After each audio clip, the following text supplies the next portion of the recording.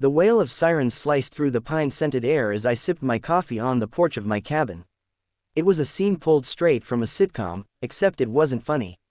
Karen, the self-proclaimed queen of the HOA, stood at the end of my dirt driveway, jabbing her finger at my cabin as if she were banishing a trespasser from royal grounds. Her shrill voice carried across the valley, "Officer! Arrest him, he's refusing to leave private property." Private property? That was rich. This wasn't some HOA-controlled cul-de-sac with plastic flamingos and lawn rules. This was my land. What Karen didn't know, what would soon wipe the smug certainty off her face, was that I wasn't just the legal owner of this cabin.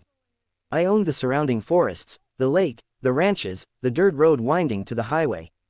In fact, I owned the entire county. When the officer turned to me and asked for proof, I smiled.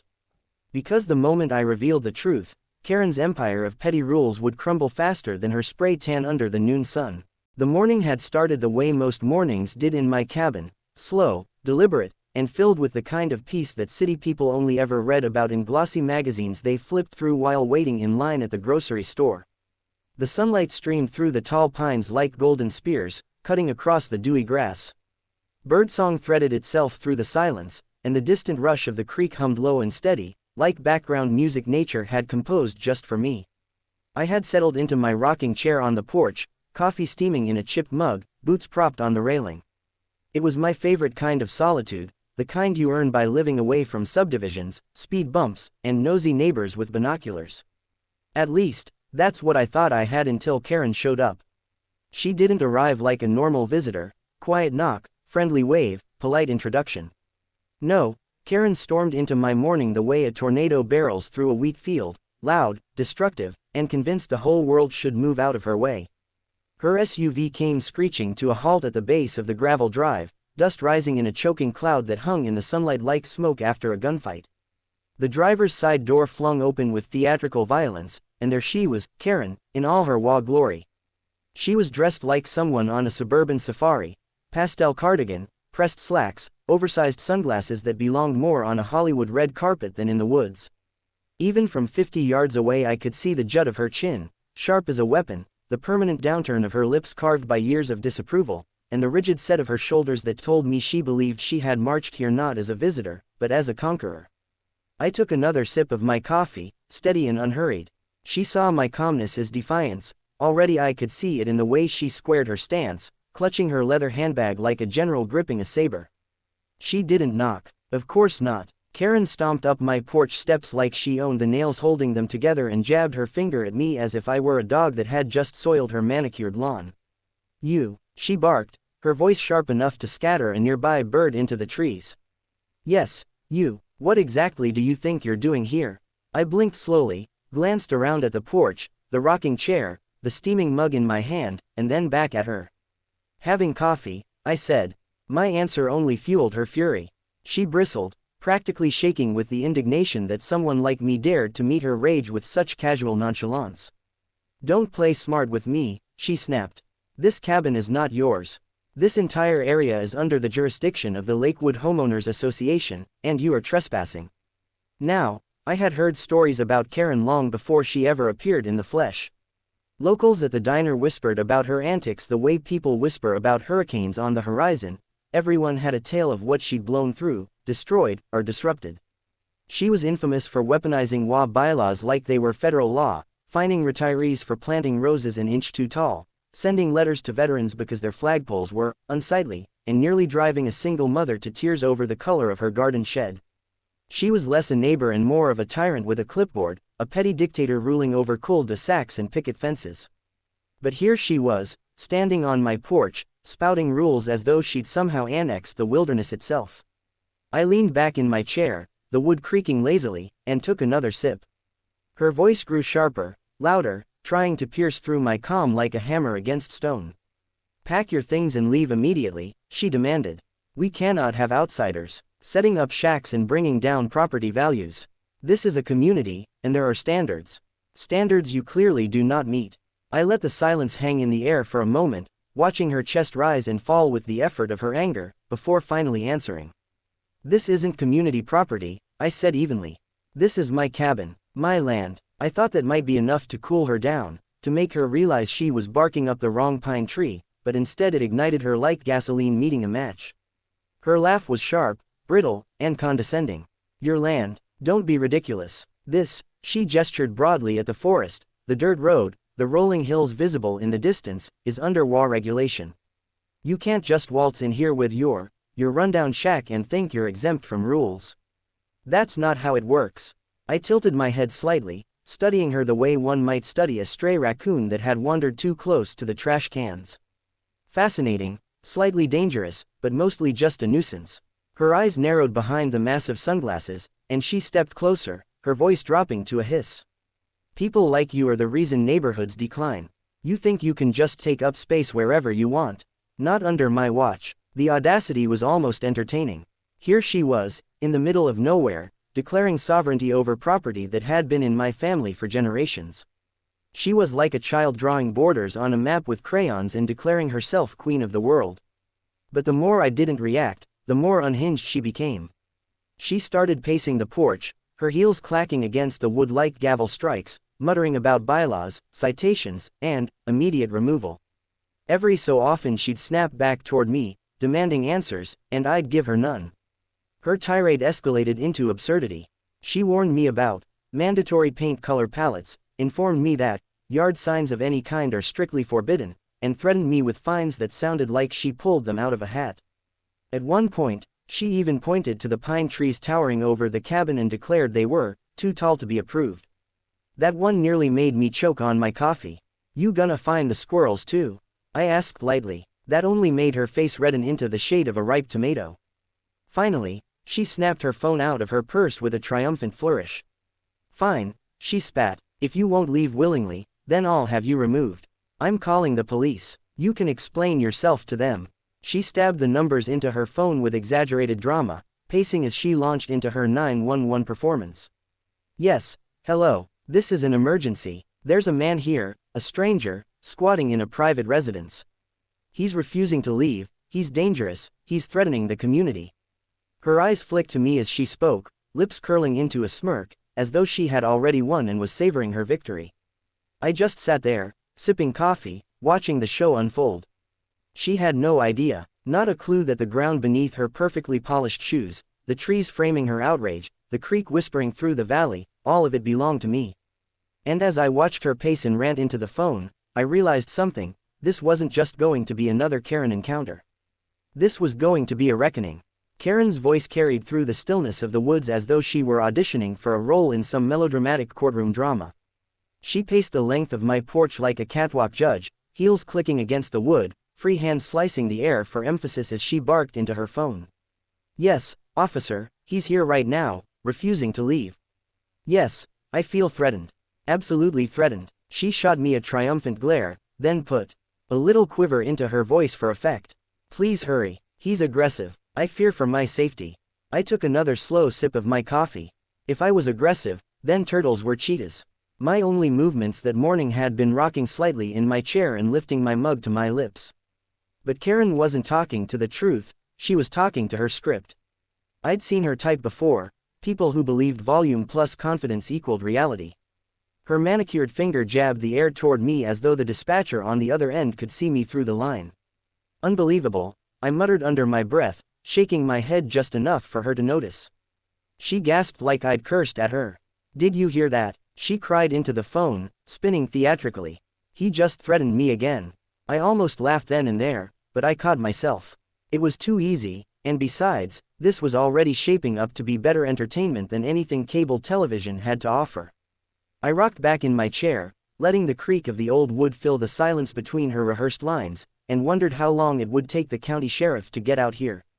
Probably not long. Around here, when someone called 911, there were only so many places to go. And when Karen shrieked into the phone, you could bet the dispatcher was rolling their eyes, but protocol was protocol. They'd send someone. "Don't you dare smirk at me," she snapped suddenly, covering the phone with her palm. "You think this is funny? You're going to be arrested. Do you understand? Arrested. And when that happens, I'll personally make sure you're banned from ever setting foot in this county again." That one almost made me choke on my coffee. Banned from my own county. The sheer audacity of the woman. She said it with such authority, too, as though she truly believed she had the power to exile people like a medieval queen waving her scepter. The mental image made me grin despite myself, and my grin only fanned the flames of her indignation. Karen straightened her shoulders, tossed her hair, and stalked a few paces down the porch like she was inspecting her kingdom. Her phone pressed tight to her ear, she whispered dramatically, "Yes, officer, he's glaring at me right now. He looks unstable. I'm scared." She made sure her voice trembled on that last word. I nearly applauded. Theatrics like that deserved at least a standing ovation. But behind the humor, there was something else gnawing at me, the possibility of escalation. Karen wasn't the type to back down when the truth didn't fit her narrative. She would double down, triple down, bury herself neck deep in lies if it meant winning. And though I knew I had nothing to fear, the paperwork was ironclad, the truth was on my side, I also knew that encounters like this had a way of spiraling. A less patient man might have snapped back, might have raised his voice, and then suddenly, he threatened me, lines wouldn't sound so absurd. That was Karen's game: push, provoke, poke the bear until it growled, then scream to the world that you were being attacked. I wasn't going to give her that satisfaction. So I leaned forward, placed my mug carefully on the railing, and folded my hands in my lap. Calm, silent, watching. It unnerved her instantly. She faltered mid-sentence on the phone, her eyes darting to me, then quickly away. Silence, I realized, was my weapon. Nothing scared a woman like Karen more than not being in control of the script. She recovered fast, though, and her shrill voice rose again, echoing across the trees. "Yes, please send someone immediately. He's refusing to leave. He's trespassing, and I'm the HOA president. This is a clear violation of our bylaws. He's endangering the entire community." I almost asked her which community she thought existed out here in the woods. The squirrels, the deer, the hawk circling lazily overhead.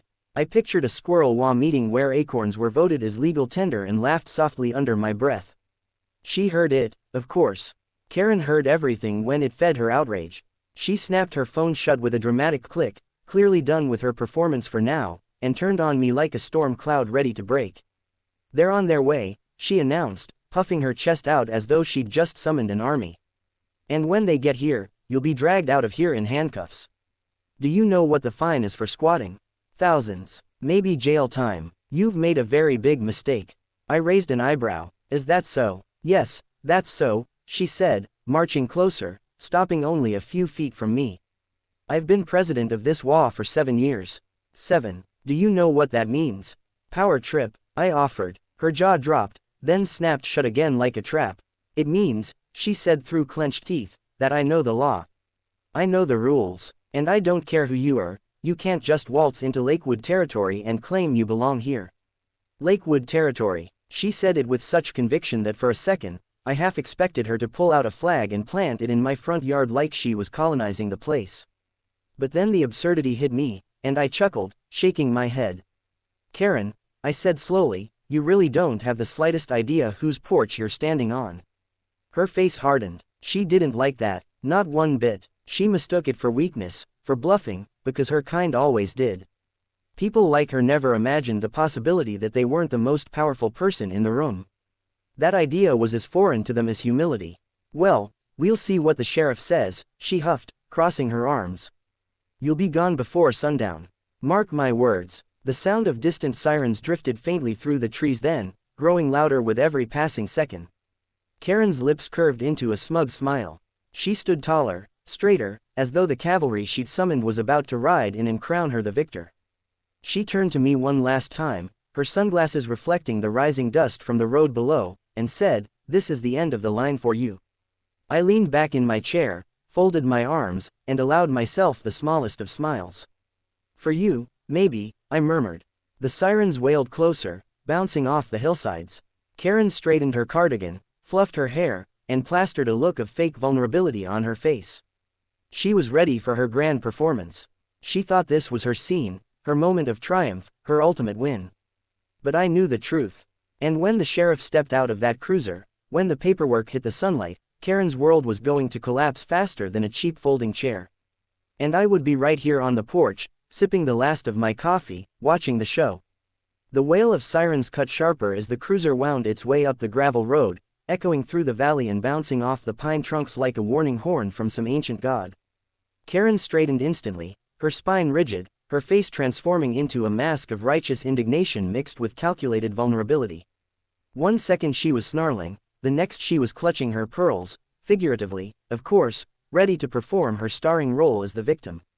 I stayed put on my porch, rocking gently in my chair, my coffee cup nearly empty now but still warm in my hands. I had no reason to stand. This was my ground, and I wasn't about to give her the satisfaction of seeing me fidget, shuffle, or move an inch.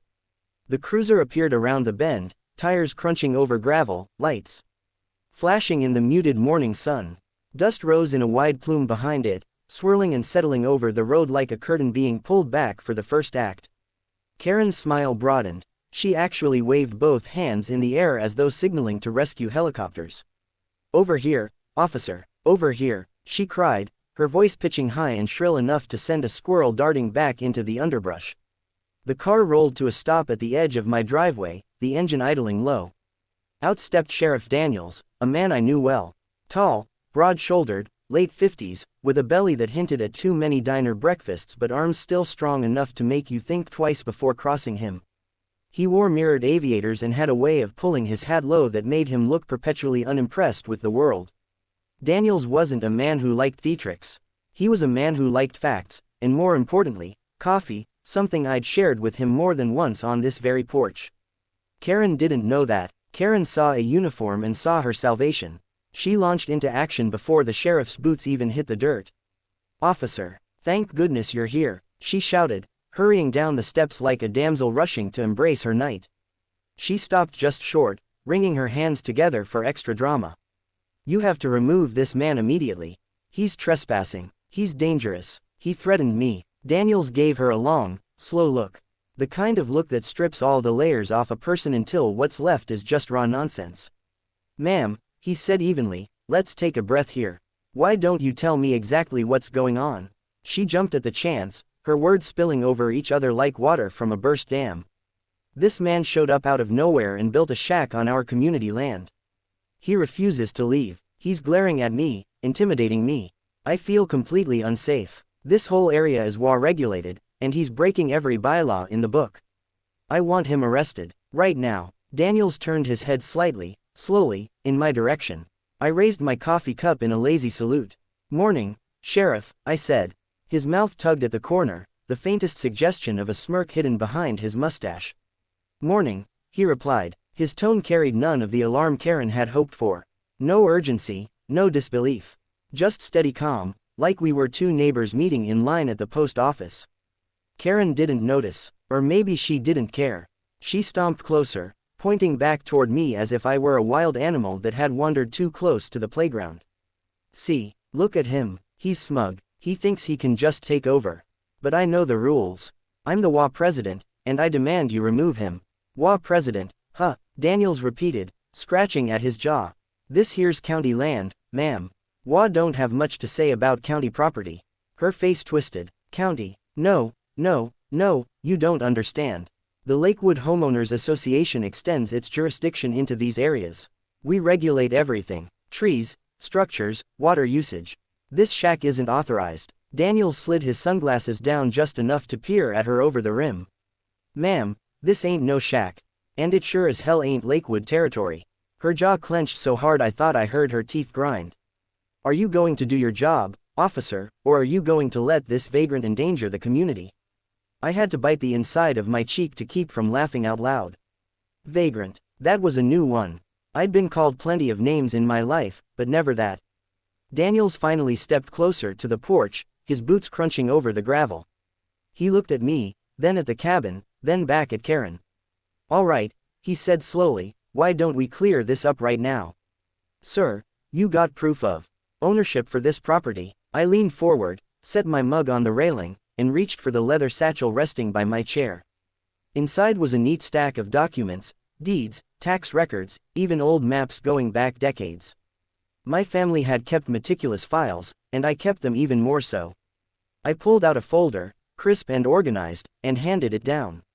Daniels took it without hesitation. Karen gasped, almost scandalized. "Don't take that, those are fake." Anyone can print papers these days. Daniels ignored her. He flipped through the documents slowly, his finger tracing the county seals, the notarized stamps, the signatures. He nodded slightly as he moved page to page, a man confirming something he already suspected. Finally, he closed the folder and handed it back. "Looks in order to me," he said. Karen's shriek pierced the air. "What? No, it's not in order. It can't be. This man is a squatter. Arrest him." Daniels didn't even flinch. He put his sunglasses back up and sighed. "Ma'am, I've known this land a long time. Known who it belongs to. And it sure doesn't belong to your HOA." She froze, mouth open, eyes darting between the sheriff and me like her entire script had suddenly gone off the rails. She sputtered, but, this isn't possible. The bylaws state." Daniels held up a hand. "Ma'am, bylaws don't mean squat out here. This is county jurisdiction, and far as I can see, this man has every right to be exactly where he is." Karen's face went crimson, the kind of color usually reserved for emergency stop signs and boiling lobsters. She opened and closed her mouth, flapping like a fish out of water, her words stalling in her throat. For the first time since she stormed up my driveway, she looked unsure. Lost. I leaned back in my chair, folded the folder neatly, and said softly, "Told you, Karen. This isn't your kingdom." Her eyes snapped back to me, blazing with humiliation. She didn't speak, couldn't speak, but the fury radiating off her was enough to rattle the air. She wasn't done, not by a long shot, but her script had been broken. And for people like Karen, nothing was more dangerous than losing control of the narrative. The sheriff's radio crackled, a voice murmuring something about a traffic stop miles away. Daniels tipped his hat, glanced at me with a knowing look, then turned back to her. "Ma'am, I'm gonna advise you to calm down. False reports waste resources. I suggest you head on back where you came from before you dig yourself any deeper." Karen blinked rapidly, her breathing shallow, her fury tangled with disbelief. "This isn't over," she hissed finally, her voice trembling not with fear, but with rage. She turned sharply, her heels pounding the porch steps as she stormed back to her SUV. The door slammed shut with a bang that echoed through the trees. Dust billowed again as she tore down the driveway, tires spitting gravel. Her taillights vanished around the bend, swallowed by the forest. Daniels watched her go, shaking his head slowly. "Some folks," he muttered. I picked up my coffee mug again, drained the last lukewarm sip, and smirked. "That was just the opening act," I said.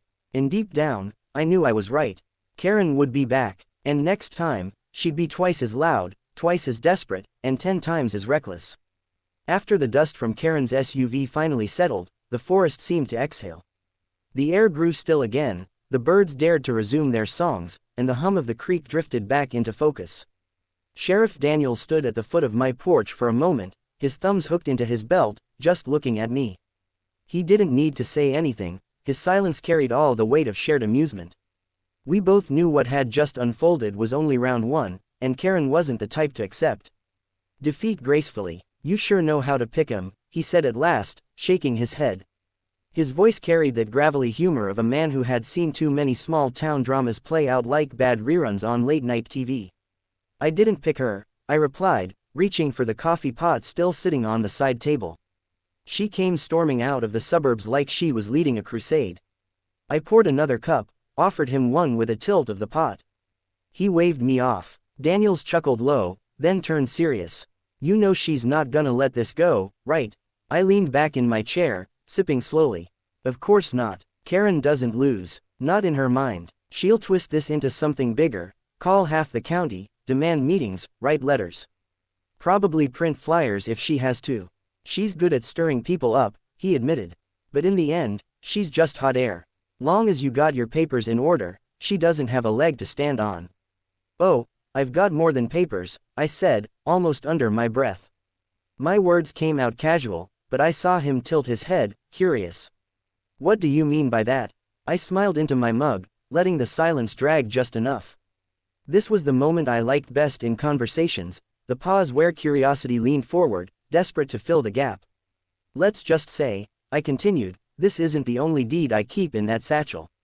That folder was one tree in a forest. And that forest is mine, quite literally." Daniels frowned, his brow knitting under the rim of his hat. "You're saying you own more than this cabin?"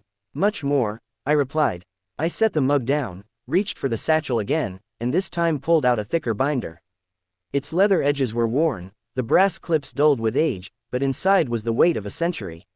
My family had built an empire quietly, buying up parcels here, acres there, until the map of this county was stitched together by our name. Some parcels we farmed, some we leased, some we simply kept wild. Generations of patience, foresight, and paperwork. I flipped it open and held it up so he could see the sprawl of documents, surveys, property lines highlighted in neat ink. These, I said, aren't just records. They're a history, my history. My grandfather started it, my father expanded it, and I finished the job. Daniels took a step closer, peering at the maps without reaching for them. His lips pursed. You telling me you own all this? He swept a hand toward the rolling hills behind us, the endless green that stretched to the horizon. Every tree you can see, I confirmed. And a good many you can't. Timberland, farmland, lakes, old ranches, even the dirt road Karen thinks she's queen of. It's mine. The sheriff let out a low whistle, long and slow. Well, I'll be damned. I leaned back, enjoying the ripple of disbelief on his face. Most folks don't know. I don't advertise it. No need to. The land takes care of itself, the leases pay the taxes, and I get my peace and quiet. Daniels shook his head, half in disbelief, half in admiration. You're telling me she just tried to evict the man who owns the whole damn county? Not the whole county, I corrected with a smirk. But close enough that the difference won't matter to Karen. Imagine her face when she finds out. He laughed, really laughed this time, a deep belly sound that startled a crow into flight. Lord help us when that woman learns the truth. She'll short circuit. I chuckled too, but my mind was already 3 steps ahead. Karen's kind didn't back down. She would return, maybe with reinforcements, maybe with a lawyer in tow, maybe with the entire HOA board buzzing like hornets behind her. And when she did, the temptation to unleash the truth on her in one dramatic blow would be too sweet to resist. Still, timing was everything. A card played too early lost its power. For now, letting her stew in her own outrage would serve me better. She'll be back, I said finally, my tone calm but certain. And when she comes, she'll be louder, meaner, more desperate. That's when I'll show her exactly how wrong she is. Daniels studied me, then nodded slowly. You always were patient, he muttered. Guess that's how you ended up owning more dirt than God. It's not about patience, I corrected. It's about legacy. My grandfather told me once, land doesn't just feed your body, it feeds your name. As long as you hold it, your story lives on. Daniels tipped his hat. Well, your story's about to collide with hers. And she's a woman who can't handle losing even a bake sale, let alone a battle she can't possibly win. I smiled at that. That's the beauty of it. She's already lost. She just doesn't know it yet. The sheriff stayed a few more minutes, chatting lightly about the weather, the upcoming county fair, and the trouble with tourists trying to feed wild elk. But his eyes kept drifting to that binder, as though the sheer weight of it altered the air between us. Eventually, he tipped his hat again, climbed back into his cruiser, and rolled down the gravel drive, leaving me alone with the silence once more. I sat there for a long while, flipping through the pages of my family's empire. Old deeds yellowed with time. Survey maps inked by hands long gone. Leases signed by ranchers I'd known as a boy. Each document wasn't just paper, it was a testament. Proof that everything Karen thought she ruled over was already spoken for, long before she even knew the word, bylaw. I closed the binder and set it back in the satchel. The porch creaked as I leaned forward, elbows on my knees, staring at the road where she'd driven off. I could almost hear her voice even now, echoing in the woods, shrill and defiant, plotting her next move. She'd come back with fire in her eyes, with accusations sharpened like knives. And when she did, I'd be waiting. Not just with proof of ownership, but with the undeniable truth that her kingdom was built on sand, and my land stretched farther than she could ever imagine. The pines whispered in the breeze, almost conspiratorial, as though the land itself anticipated the coming storm. I smiled, slow and steady, and lifted my mug in a silent toast. Here's to round 2, I murmured. And deep down, I already knew, it was going to be one hell of a show. The thing about people like Karen is they don't just happen. They're forged, slowly, over years, like iron twisted in a blacksmith's fire until it becomes something sharp, rigid, and unbending. By the time Karen marched up to my cabin, barking bylaws like Bible verses, she wasn't merely a woman, she was an institution. The HOA wasn't just her hobby, it was her doctrine, her religion, and she was its high priestess. I'd heard whispers of her long before she ever darkened my porch. You couldn't spend much time in this county without bumping into a story about Karen. She'd once fined an elderly couple for leaving their trash can visible for exactly 13 minutes past the pickup schedule. She'd sent certified letters to a single mom because her son's basketball hoop leaned 2 inches into common space. And there was the infamous garden gnome incident, when Karen called an emergency board meeting to remove decorative gnomes from a neighbor's yard because, as she put it, they lowered the property value by projecting whimsical instability. Yes, whimsical instability. That was a real quote. She ruled her HOA like a monarch with a sharp tongue instead of a crown. Every fence height, every shade of paint, every crack in a driveway had to be approved or corrected.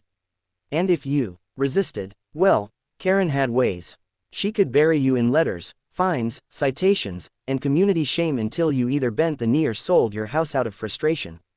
Many chose the latter, and Karen always celebrated it as a victory for community standards. Her neighbors loathed her, of course, but they loathed her the way peasants loathe a queen, quietly, carefully, never to her face. She thrived on that. Their silence fed her sense of control, convinced her that her power was both absolute and righteous. And when she wasn't terrorizing homeowners, she was bragging about it. Church potlucks, PTA meetings, grocery store aisles, no place was safe from Karen's war stories. She'd recount her triumphs with the dramatic flair of a general fresh from battle. And so, when she stumbled upon my cabin during one of her little territory inspections, she assumed the same rules applied. A cabin tucked into the pines.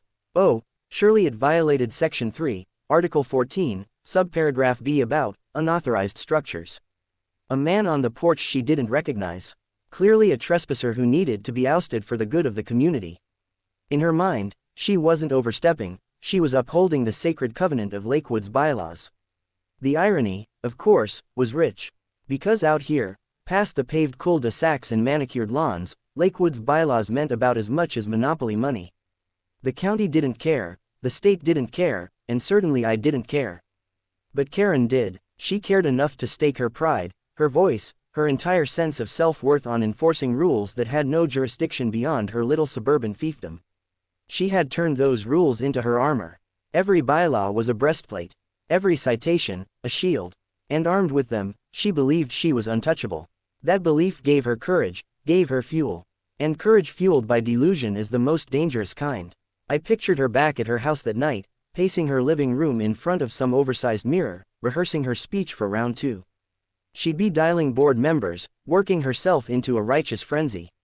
She'd cite chapters and articles from the bylaws like a preacher quoting scripture. "We can't allow outsiders to trample on what we've built," she'd declare, eyes blazing, as her loyal sycophants nodded nervously around her dining room table. Oh, I knew her type. HOA presidents weren't satisfied with enforcing rules, they needed to invent enemies. Enemies gave them purpose, justified their existence. Without someone to punish, without some grand crusade against cracked driveways and mismatched curtains, Karen would be just another suburban retiree with too much time on her hands. And Karen couldn't stomach being ordinary. But here's where it got interesting. She'd finally picked the wrong enemy. She thought I was just another homeowner, another nervous pawn she could corner with fines and threats. She had no clue that the land she stood on wasn't merely outside her jurisdiction, it was entirely mine. She didn't know that while she worshipped bylaws, I held deeds. While she rallied neighbors, I commanded acres.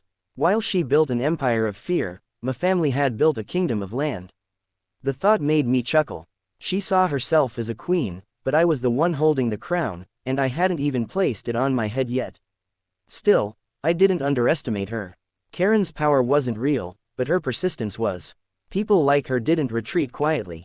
When cornered, they fought harder, louder, more viciously. They rallied others to their cause, dragging anyone within earshot into the storm. She'd be back soon, not alone this time. And she'd come armed not just with words, but with followers convinced they were protecting their community. That was Karen's gift, turning paranoia into unity, transforming petty fears into collective outrage. It was why she'd been HOA president for 7 straight years. Not because people loved her, God, no, but because nobody else wanted the job. Nobody wanted to stand up to her. And so, by default, she reigned. But me, I wasn't one of her subjects. I leaned forward in my rocking chair that night, listening to the crickets rise and fall like a choir in the dark. Somewhere in the distance, a coyote called out, its lonely howl slicing through the stillness. The cabin creaked, old wood settling like bones stretching after a long day. I thought of Karen, clutching her binder of bylaws like a holy text, preparing her next assault. And I smiled. She was so busy memorizing rules that she'd forgotten the oldest rule of all: power rests not in the loudest voice, but in the deepest roots. And my roots ran through this county like veins through a body. Every ridge, every meadow, every creek carried my name. Karen thought she was about to teach me a lesson in compliance. She had no idea she was walking straight into a history older, stronger, and more unshakable than her entire walk combined. The doctrine of Karen was coming for me. But the land itself, the land that had fed my family, raised me, and waited patiently for fools like her, was on my side. And when her doctrine finally met my deeds, the clash was going to be biblical. The first clue that round two had arrived wasn't the sound of tires on gravel, or the sharp crunch of doors slamming, or even the chorus of voices echoing up the dirt road. It was the silence of the forest. The birds stopped singing, the pines stilled, even the creek seemed to hush, as though the land itself knew trouble was on its way. I was on the porch again, coffee mug in hand, when the caravan appeared. 3 SUVs, polished within an inch of their lives, crept up the winding path like they were invading foreign soil. Their headlights cut through the morning mist, their tires kicking up dust that hung in the air like smoke after a battle. At the front, naturally, was Karen. Her white Lexus gleamed like a chariot, and she sat behind the wheel wearing sunglasses the size of satellite dishes, lips pressed in a line of determined fury. Behind her, 2 other SUVs followed, each packed with passengers. I could make out shapes through the tinted glass, shoulders hunched, clipboards clutched, mouths already rehearsing outrage. Karen hadn't come alone, she'd brought her army. The vehicles stopped at the base of the porch in a neat row, like they were staging some war parade. Doors flew open, and out spilled Karen's board. 6 of them in total, men and women of a certain age, all dressed in their suburban best, polo shirts tucked into khakis, pastel cardigans draped over shoulders, pearls catching the morning light. They looked less like a governing body and more like a discount country club that had lost its way and ended up in the woods. Karen was the first to emerge, of course. She smoothed her cardigan, squared her shoulders, and marched up my porch steps like a general claiming enemy territory. Her board trailed behind, murmuring to one another, their clipboards clutched like shields. "Good morning," Karen said, her voice sugar-coated with the kind of politeness that was more threat than greeting. "We're here to resolve this matter once and for all." I took a long sip of my coffee, set the mug down carefully, and leaned back in my chair. "Funny," I said, "I didn't realize there was a matter to resolve. But by all means, enlighten me." Karen pursed her lips. Behind her, the board members nodded in unison, like wind-up dolls. One of them, a tall man with thinning hair and a clipboard too big for his frame, cleared his throat. "Sir, you are in direct violation of Lakewood Community Association bylaws. Article 4, Section 8, no unauthorized structures may be erected within community bounds." He tapped his clipboard with authority, as though the words themselves might strike me down. I raised an eyebrow. "Community bounds?" I asked. "We're miles outside your subdivision. Unless you've started annexing forest land, I don't think your bylaws mean much here." Karen cut in before he could respond, her voice sharp. "This land falls under our sphere of influence. You may not be a homeowner within Lakewood proper, but the visual impact of your shack," she gestured disdainfully at my cabin, "affects our property values. Therefore, we have authority." That was it. I couldn't help it. I laughed. Not a polite chuckle, but a full-bodied laugh that echoed through the trees and sent a squirrel darting up the nearest pine. Karen's face flushed crimson, and her board shifted uneasily, as though laughter wasn't in the script.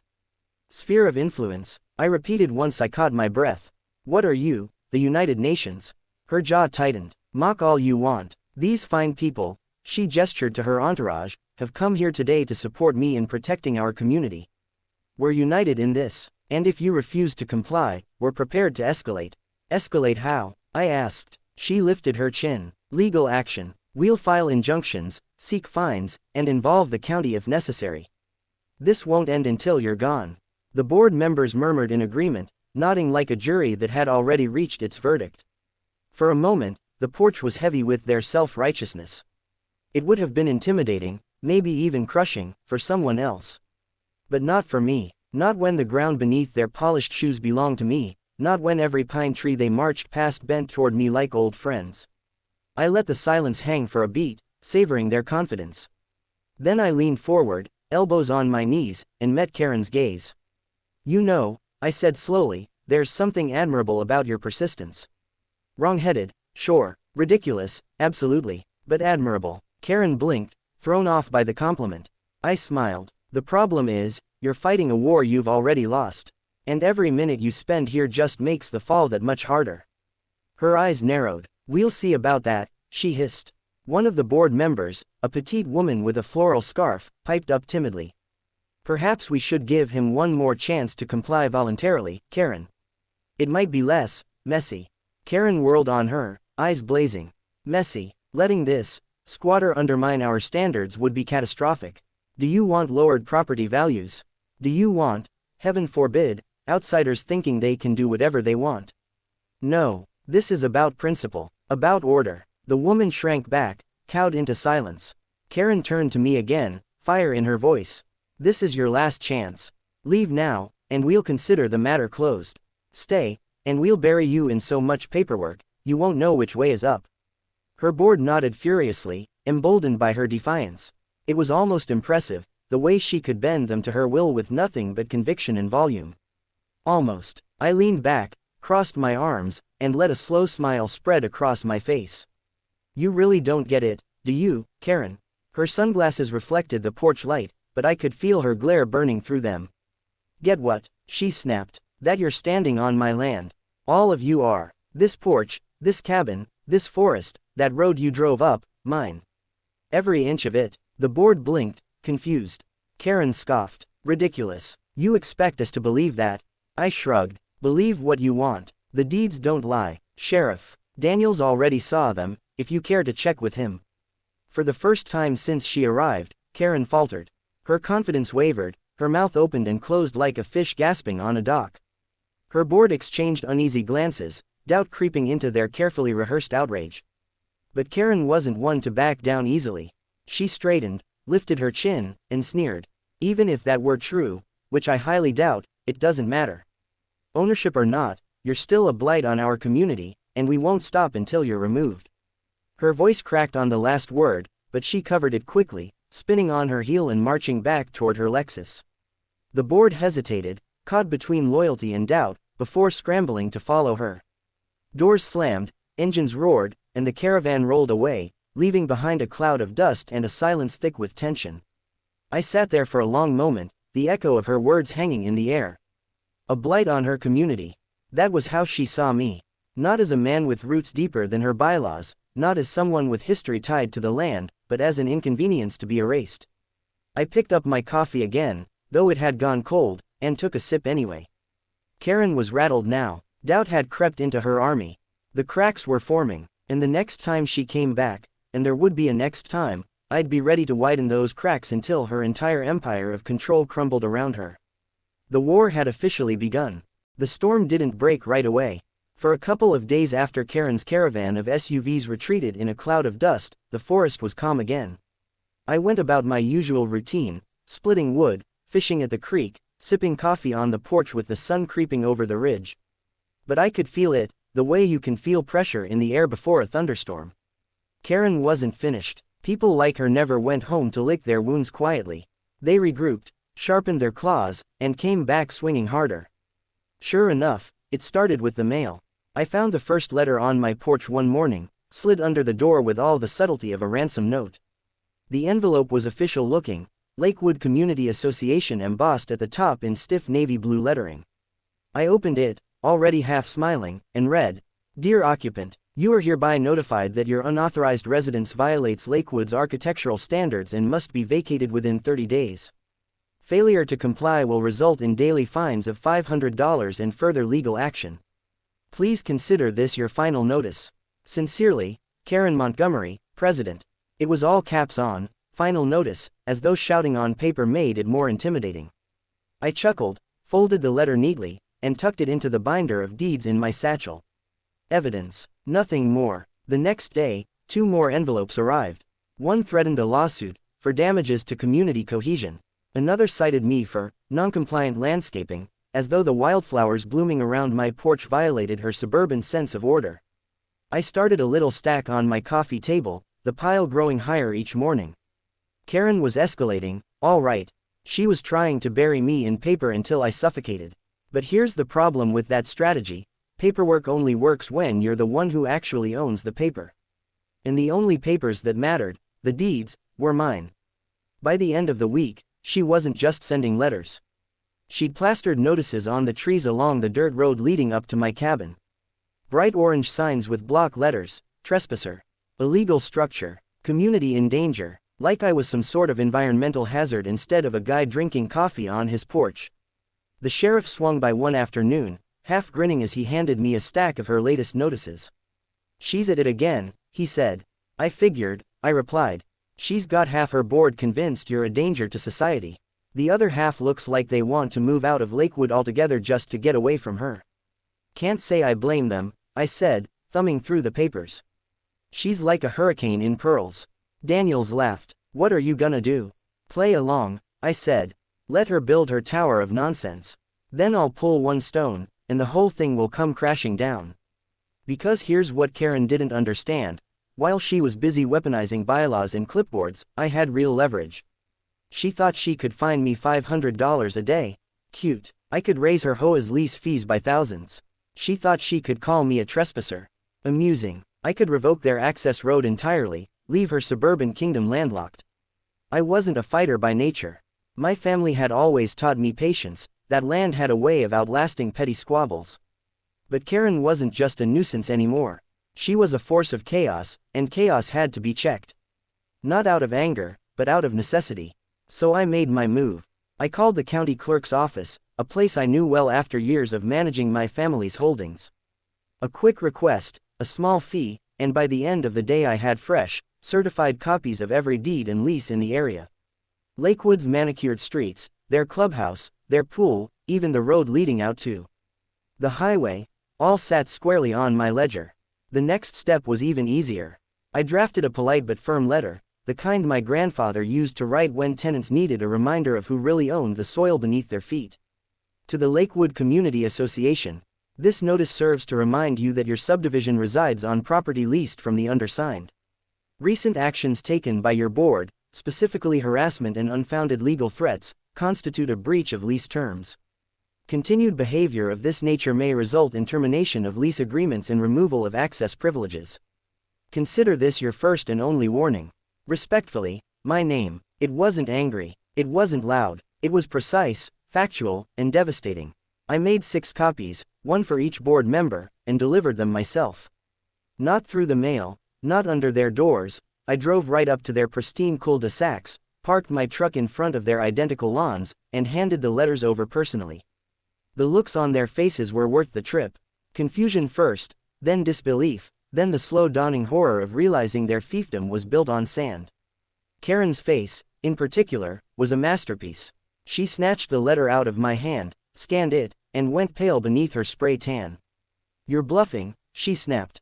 "Check the records," I said simply, tipping my hat as I turned back to my truck. "You'll find I don't bluff." I didn't wait for a response. I didn't need to. The truth was already a storm breaking over their tidy rooftops, and Karen knew it. By the time I got back to the cabin, I could almost hear the chaos unfolding in Lakewood. Karen shouting, board members arguing, neighbors whispering. Her iron grip was slipping, and nothing scared her more. That night, I sat on my porch with the crickets humming and the pines swaying in the breeze, and I smiled.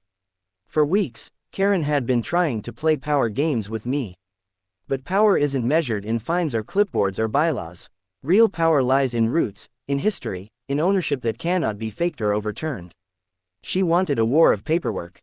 Fine, I'd just dropped the only document that mattered on her desk. And I hadn't even played my strongest card yet. For the next few days, I didn't hear much from Lakewood. No letters shoved under my door, no orange signs nailed to my trees, no frantic phone calls from the sheriff. At first, I thought maybe Karen was licking her wounds in silence. Maybe my letter had actually scared her into retreat. But Karen wasn't built for retreat. She was built for control. On the third morning, as I was stacking firewood by the shed, I saw a convoy of cars creep up the gravel road toward Lakewood's clubhouse. Not the usual polished SUVs with yoga mats and grocery bags in the back, these were the board members, dressed stiffly, faces set in grim determination. They were headed to war, but not with me. Word spreads fast in communities like Lakewood.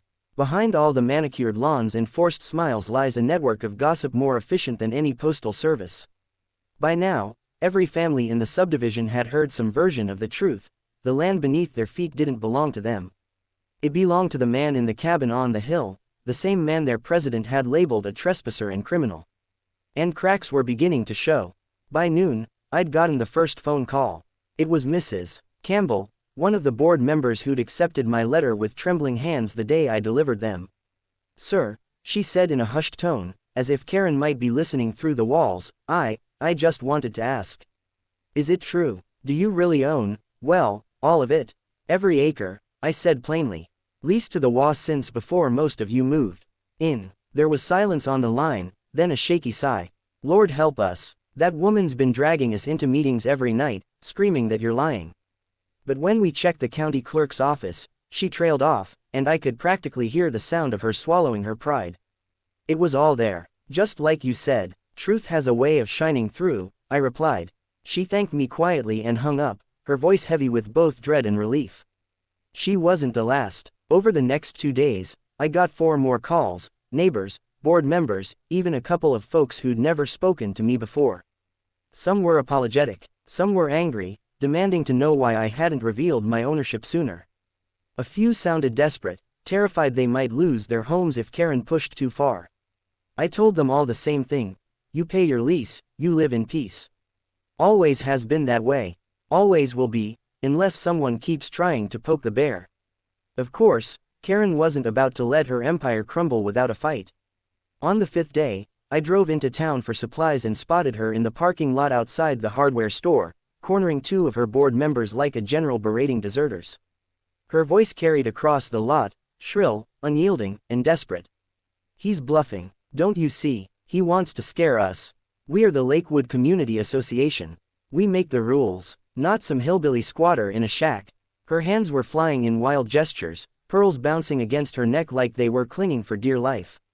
The board members she trapped looked like they'd rather be anywhere else, one staring at the ground, the other fumbling with his car keys. When they noticed me walking by with my bag of nails and sandpaper, both men suddenly straightened, almost relieved, like prisoners spotting their liberator. Karen spun around, her face twisting when she saw me. "You," she snapped, marching across the pavement like a mall cop on a mission. "You think you can come into our community and bully us with fake documents? I'll have you in front of a judge so fast." "Already checked the clerk's office, Karen," I said calmly, not breaking stride. "Every deed is public record. Nothing fake about it." For a moment, she froze. Just a flicker, but I caught it, the hesitation, the crack in her voice before she doubled down. "You think a piece of paper scares me," she said, but the words rang hollow. "Not you," I replied, "but maybe the people you've been leading around with those pieces of paper you call bylaws. They're starting to ask questions, aren't they?" Her face went red, and for a second I thought she might actually lunge at me. Instead, she whirled back to her board members. "Don't listen to him. He's lying. He's trying to destroy everything we've built." But their eyes told me otherwise. They weren't seeing a leader anymore. They were seeing someone unravel. That was the day the cracks in her kingdom began to spread like spiderwebs. Meetings turned into shouting matches. Neighbors who once feared her now whispered about replacing her. The more she screamed, the less they listened. The tighter she tried to grip, the more slipped through her fingers. And all the while, I stayed on my porch, sipping my coffee, watching the downfall from a distance like a storm rolling across the valley. But storms have a way of lashing out one last time before they die, and Karen wasn't about to go quietly. One evening, just as the sun dipped low and painted the sky with fire, I heard tires crunching up my drive. For a moment, I thought it was the sheriff again, maybe dropping by to share the latest chapter of Karen's meltdown. But it wasn't Daniels, it was Karen herself. She climbed out of her Lexus in a cloud of perfume and fury, slamming the door so hard the echo bounced off the trees. Her oversized sunglasses couldn't hide the wildness in her eyes. "You think you've won, don't you?" she hissed, marching toward my porch. I set down my mug, leaned back in my chair, and studied her. I don't need to win, Karen. I already own the ground you're standing on. For a second, she faltered. Her lips trembled, and her fists clenched like she wanted to strike me but couldn't find the courage. Then, just as quick, she snapped back into her mask of defiance. You won't get away with this, she spat. You can't just sit up here on your hill and hold us hostage. I'll rally every lawyer in the state if I have to. You'll regret ever setting foot in Lakewood. I didn't reply. I didn't need to. The silence stretched between us until she couldn't stand it. With a final stomp of her heel, she spun on her toes, stormed back to her car, and screeched down the road in a spray of gravel. I knew then that Karen was cornered, and cornered animals were the most dangerous. She'd lost her board, lost her grip, lost the illusion of power. All she had left was desperation. And desperation can burn down kingdoms faster than any truth. The woods were quiet that morning, almost too quiet. The kind of stillness where even the birds seemed to sense something brewing. I was mending the fence by the pasture when I heard the low rumble of tires on gravel.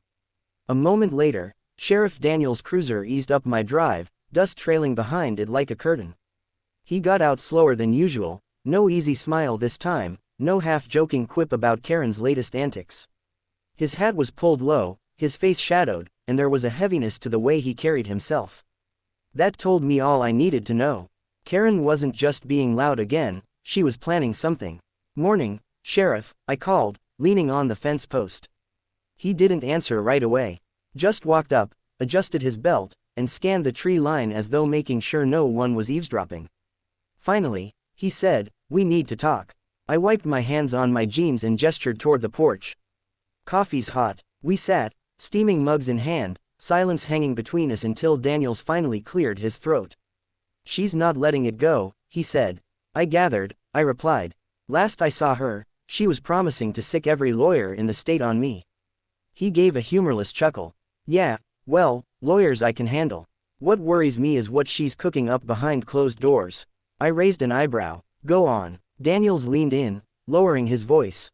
"Last night, we got a call from one of her own board members, confidential, but I trust the source. Karen's been meeting with a couple of folks in town.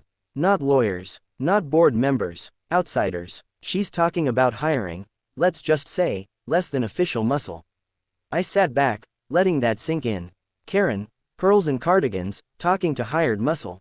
It was almost funny. Almost, except I could see from Daniel's expression that it wasn't a joke. "You're saying she wants to scare me off the land." "I'm saying she's desperate," he replied flatly. "Her board's splintering, neighbors are questioning her authority, and you've made it clear she's got no real power. Cornered folks do reckless things. And Karen, she's the queen of reckless." I nodded slowly, feeling the weight of his words. I'd been expecting more letters, more bluster, maybe another 911 call with her shrieking about trespassers.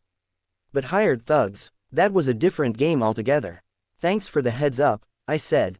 Daniel studied me for a long moment, like he was trying to measure just how worried I was.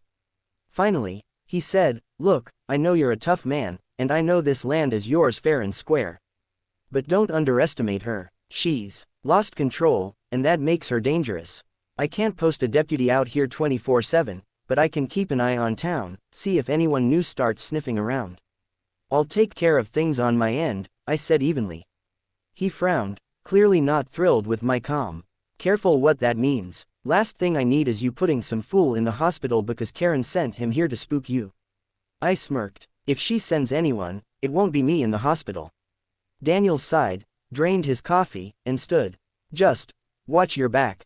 Storm's coming, and I'd rather not be the one writing up reports when it breaks." With that, he tipped his hat and left, his cruiser disappearing down the road until the dust settled and silence returned. I sat there a long time, staring at the treeline. The sheriff wasn't a man to exaggerate. If he said Karen was planning something dirty, I believed him. And the truth was, I wasn't surprised.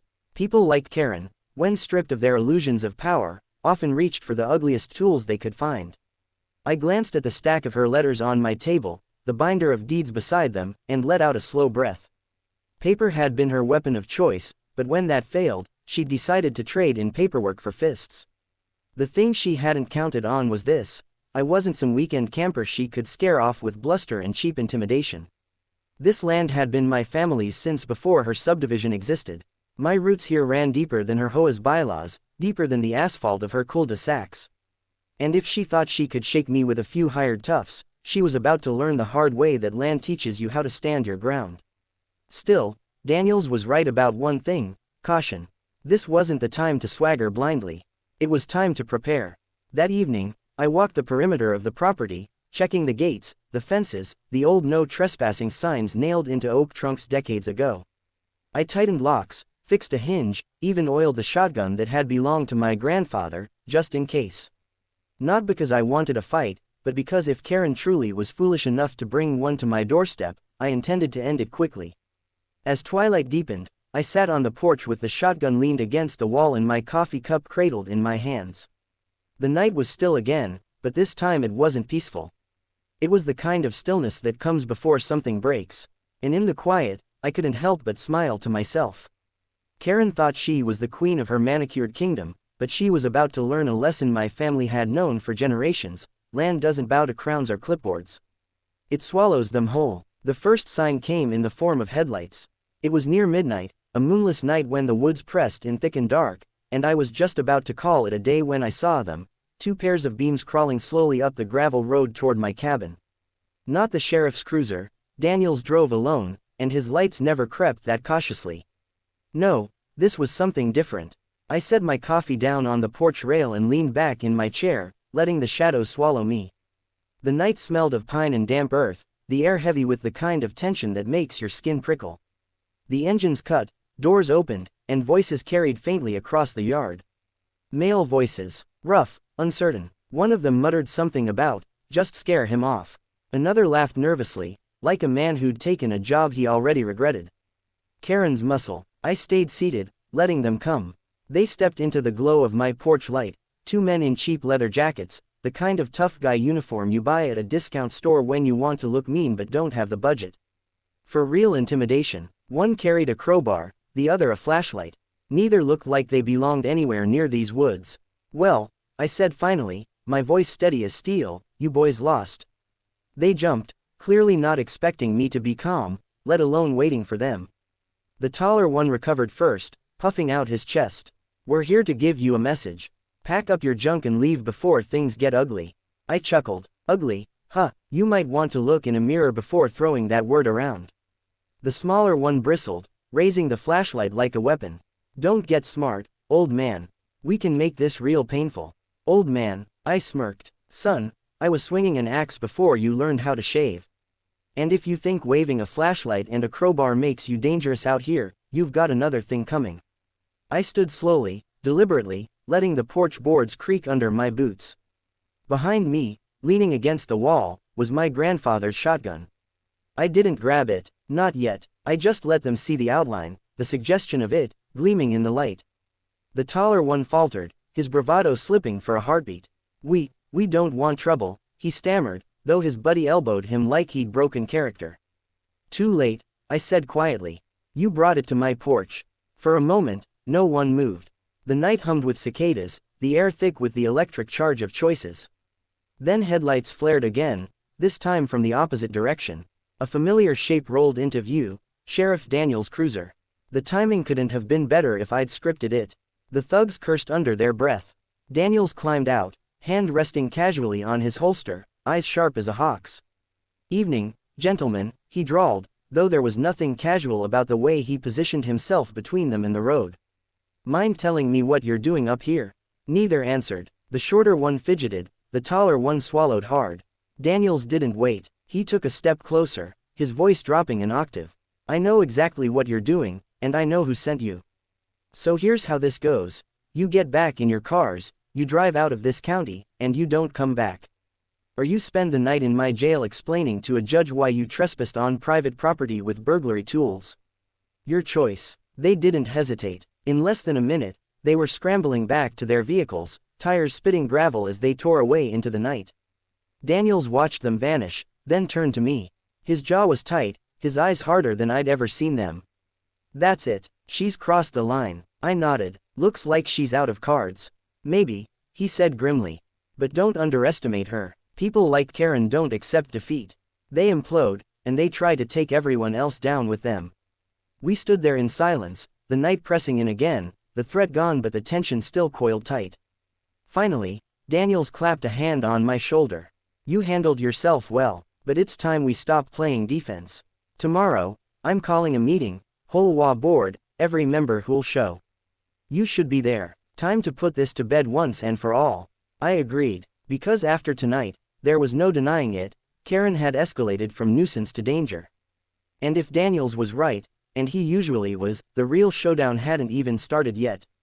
As he drove off, I sat back on the porch, listening to the forest breathe again. The hired muscle was gone, but Karen's shadow still lingered. She'd tried paperwork, gossip, even intimidation, and all of it had failed. Now, backed into a corner, she was about to make her final move. And I was more than ready. The Lakewood clubhouse had never seen such a crowd.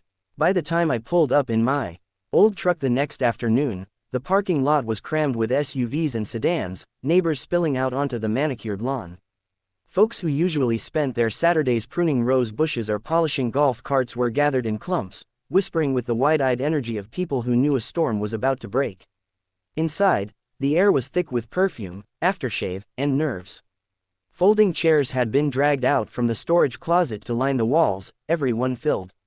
A long oak table stood at the front where the HOA board usually sat, but today only half the members looked comfortable in their seats. The other half stared at the floor, avoiding Karen's gaze like guilty children. And there she was, Karen Montgomery, queen of pearls and pastel, standing at the head of the table like a general before battle. She wore a pale blue cardigan, pearl earrings gleaming, sunglasses perched on her head like a crown. But her face was tight, jaw clenched, her smile stretched thin as glass about to crack. Sheriff Daniels stood near the door, arms crossed, his presence both reassuring and ominous. He caught my eye, gave a small nod, then leaned back against the wall. He wasn't here to referee bylaws. He was here to keep the peace when this powder keg blew. Karen cleared her throat, the microphone squealing. Neighbors, she began, her voice brittle with forced cheer, thank you for coming on such short notice. I called this emergency meeting to address a serious threat to our community. A man, an outsider, has illegally taken up residence in our subdivision, refusing to comply with our rules, harassing board members, and spreading lies about our property ownership. A ripple ran through the crowd. Some frowned, confused. Others exchanged looks that said, here she goes again. Karen pressed on. This man claims to own our land. He claims that every deed, every property, even the roads, are under his control. This is absurd. It's a scare tactic designed to intimidate us. And I, for one, will not stand by while our community is bullied. She slammed her palm on the table for emphasis. A few scattered claps followed, but they were weak, hesitant. That was my cue. I walked slowly to the front, the sound of my boots echoing on the polished floor. Karen's eyes narrowed as I approached, but I didn't speak until I was standing beside her, facing the crowd. My name's narrator's name, I said evenly. Some of you know me as the man in the cabin at the edge of your subdivision. Some of you know me as the one Karen's been calling a squatter, a criminal, a threat. Murmurs spread. I pulled a thick binder from my satchel and set it on the table with a solid thump.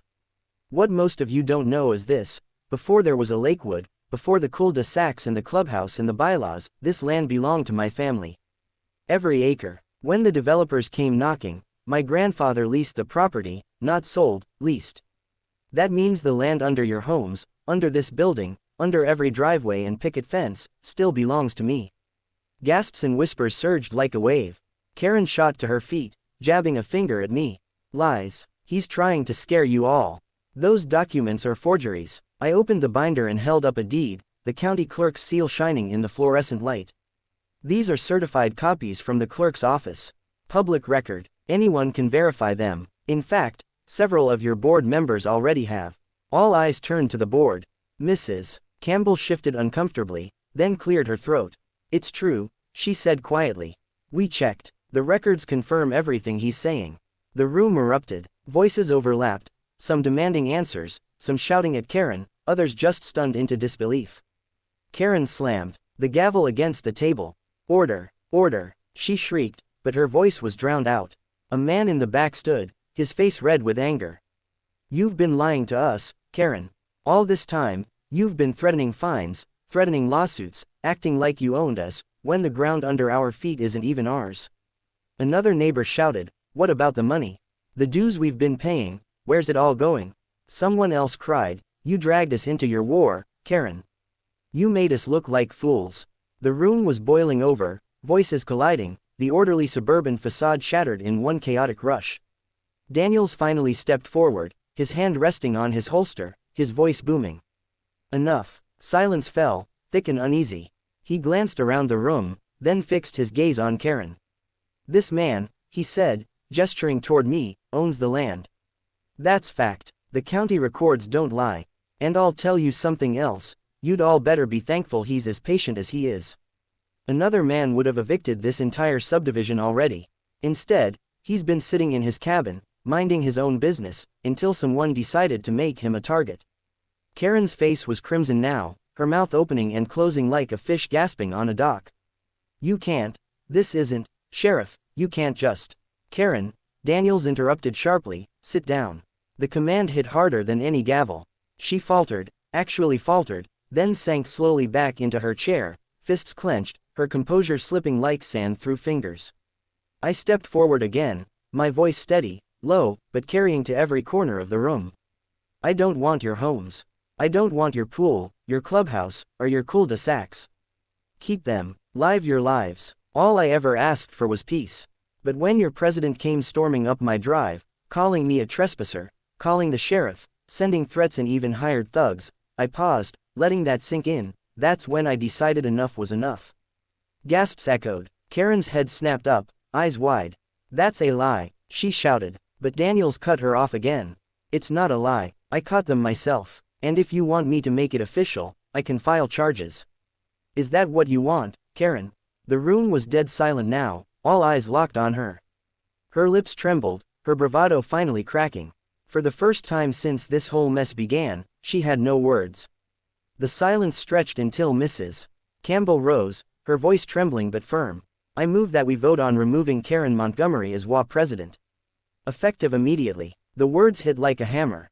Hands shot up around the room, first a few, then dozens, until nearly every person in the clubhouse had raised theirs.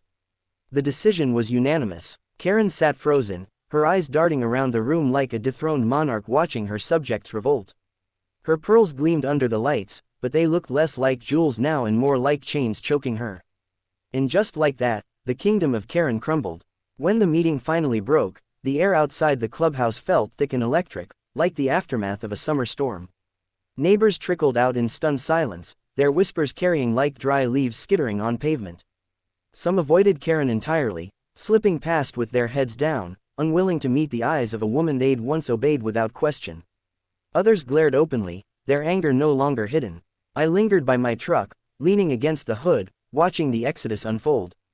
Daniels was still inside, tying up loose ends with the board, but I knew Karen wouldn't slink away quietly. People like her didn't know how. They burned too bright on indignation, on the belief that the world bent to their will. Sure enough, she came bursting out of the clubhouse a few minutes later, moving fast despite the weight of humiliation dragging her shoulders. Her pastel cardigan fluttered behind her like a ragged flag of surrender. She spotted me instantly and stormed over, pearls bouncing, her face twisted with rage. "You think you've won," she hissed, her voice low but sharp enough to cut glass. "You embarrassed me in front of my neighbors. You turned them against me. But this isn't over. It will never be over." I stayed leaning against the truck, arms crossed. "Karen, it was over the second you dialed 911 on me for sitting in my own cabin." Her lips curled. "You don't belong here. You don't belong in my community." I chuckled, slow and deliberate. "Your community, Karen, you're standing on my dirt. That clubhouse you just got kicked out of. Built on my land. That house you cry in at night. Sitting on my property. You don't even own the ground under your manicured lawn. You've been queen of a castle built on sand." She froze, the words hitting her like a slap. For a moment, her jaw worked, but no sound came out. Then her voice cracked, shrill, desperate. "It's not fair. I worked for this. I earned their respect. You can't just walk in and take it all away." "Fair," I said, standing now, letting my shadow fall across her. "You called the cops on a man sitting in his own cabin. You sent people to threaten me, vandalize my property. You ruled through fear and fines. And when the truth finally came out, you acted shocked that no one wanted to follow you anymore. That's not respect, Karen. That's control. And it doesn't last. Her eyes darted toward the neighbors still lingering in the lot. They were watching her now, watching this last scene play out. She must have realized it too, because her face crumpled for just a heartbeat, the mask slipping to reveal the fear beneath. Please, she whispered suddenly, so quietly I almost missed it. Don't take my home. Don't ruin me. The switch was jarring. The woman who had strutted across cul-de-sacs barking orders was gone. In her place was someone fragile, someone clinging to a life she thought was built on solid ground. I softened, just slightly. Karen, I don't want your house. I don't want any of this. All I ever wanted was peace. But you brought the fight to me. You dug this hole yourself. I just held up the mirror. Her eyes filled with tears, but she blinked them back, anger smothering weakness as fast as it appeared. She straightened her shoulders, though her voice trembled. You think they'll follow you now? You think they'll respect you? I don't need their respect, I said, calm and final. I don't need anything from them. Or from you. The silence stretched, heavy. Around us, neighbors slowly filtered away, leaving Karen standing alone, her pastel colors stark against the fading daylight. For the first time, she looked small. Not powerful, not intimidating, just a woman who had built her entire identity on control, and lost it all in a single afternoon. Daniels finally stepped out of the clubhouse, tipping his hat as he approached. He gave me a look that said it's done. Then he turned to Karen. Ma'am, the board voted. You're no longer HOA president. Might be best if you take some time to cool off. Maybe focus on being a neighbor instead of a ruler. Karen opened her mouth, closed it again, then spun on her heel and marched toward her Lexus. Her heels clicked sharp against the pavement, each step echoing like the last notes of a funeral march. She yanked open the door, slid inside, and slammed it shut with enough force to rattle the windows. The engine roared to life, but she didn't drive off right away. Instead, she sat there, hands gripping the wheel, staring through the windshield at nothing. And then it happened, the final freeze. Her face slackened, her jaw went slack, and for the first time, she seemed to truly see the reality of it all. She wasn't in control anymore. Not of the board, not of the neighbors, not even of herself. The woman who once believed she could bend the world to her will had finally hit a wall she couldn't climb. When she finally drove away, the tires squealed, but the sound was hollow. There was no power in it. Just desperation fading into the distance. Daniels watched her go, then turned to me with a small smirk. Well, he said, I reckon the county just got a little quieter. I laughed, the tension finally slipping from my shoulders. Quieter, maybe, but I doubt we've seen the last of her. Probably not, he agreed. But next time, she won't have an army to back her up. I nodded, looking out over the subdivision, over the streets and rooftops built on land that had always been mine. The sun was sinking low, painting the sky with fire and gold, and for the first time in a long while, I felt a strange sense of peace. Not victory, not triumph. Just peace. As I climbed into my truck and started the engine, I realized something important. Karen hadn't been the first storm to roll through this county, and she wouldn't be the last. But no matter how many came, one thing would remain the same. This was my land, my family's legacy, and no HOA president, no matter how loud her voice or sharp her pearls, would ever take that away.